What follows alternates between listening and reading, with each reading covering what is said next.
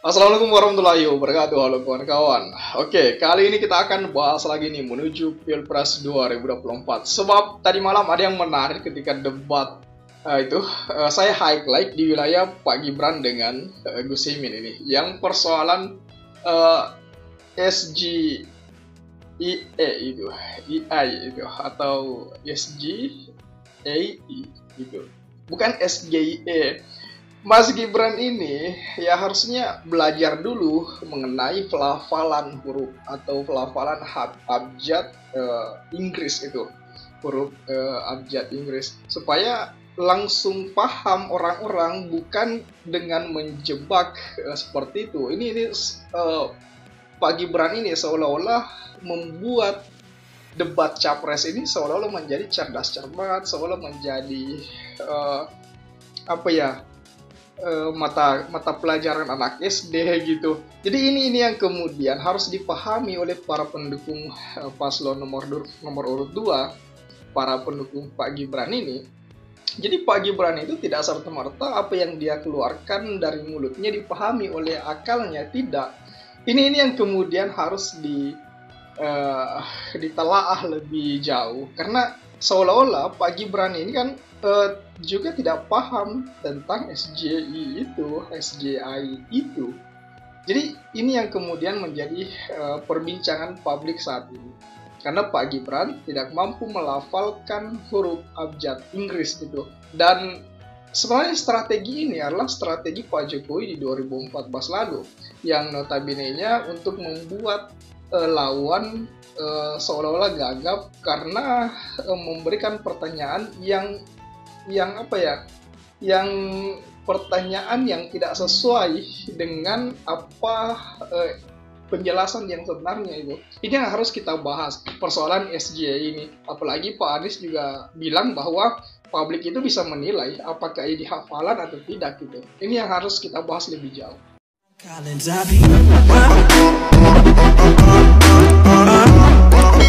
Nah, di sini kawan-kawan, kita sudah bisa lihat Pak Anies soal Gibran pakai istilah SGIE. Publik bisa menilai apakah ini hafalan atau tidak gitu. Pasangan calon presiden dan wakil presiden nomor urut 1, Pak Anies Baswedan dan Muhaimin Iskandar atau Caimin, buka suara soal pertanyaan SGI atau SGIE atau State of the Global Islamic Economy, yang ditanyakan cawapres nomor urut 2 Gibran Rakabuming Raka saat debat dengan Caimin. Pak Anies menyebut masyarakatlah nanti yang menilai. Tapi nanti publik menilai apakah memang ini format cerdas cermat untuk hafalan atau ini format tentang gagasan ideologi dan nilai yang diwujudkan dalam kebijakan, kata Pak Anies usai debat cawapres di GJCC kemarin, kawan-kawan. Nah, jadi ketika pertanyaan adalah soal terminologi teknis, bisa dijawab dengan Google sebenarnya. Karena yang dibutuhkan di tingkat kepemimpinan nasional adalah hal-hal yang substantif. Ini yang sesungguhnya di bawah gitu. Pak Anies juga mengatakan pertanyaan itu sah saja diajukan, tapi ia menilai kualitas pertanyaannya tidak substansi itu. Kualitas pertanyaannya itu tidak substansi.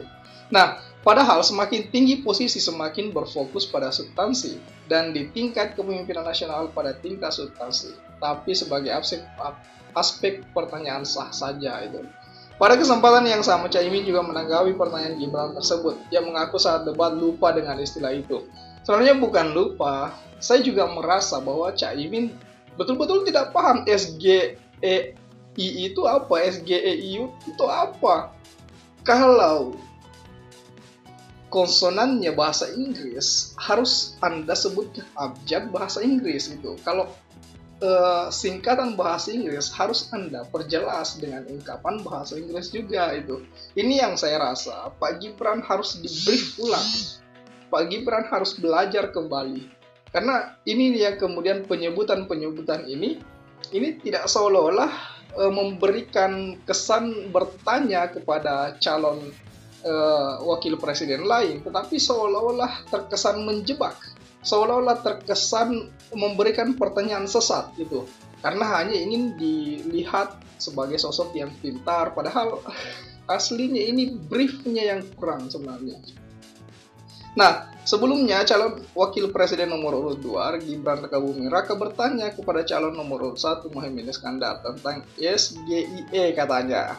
Disebut di debat Cawapres 2024. Caimin lalu bertanya balik mengenai arti SGIE itu apa. Gibran mulainya menyampaikan bahwa SGIE itu adalah mengenai persoalan yang akan ditanyakan kepada dirinya. Ia bertanya kepada Caimin soal upaya menaikkan peringkat Indonesia di SGIE.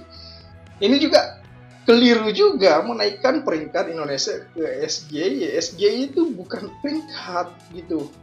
Jadi ini yang kemudian harus lebih dipahami lagi oleh kubu dari paslon nomor urut 2. Kemudian Caimin barulah menyadari bahwa itu adalah ekonomi syariah.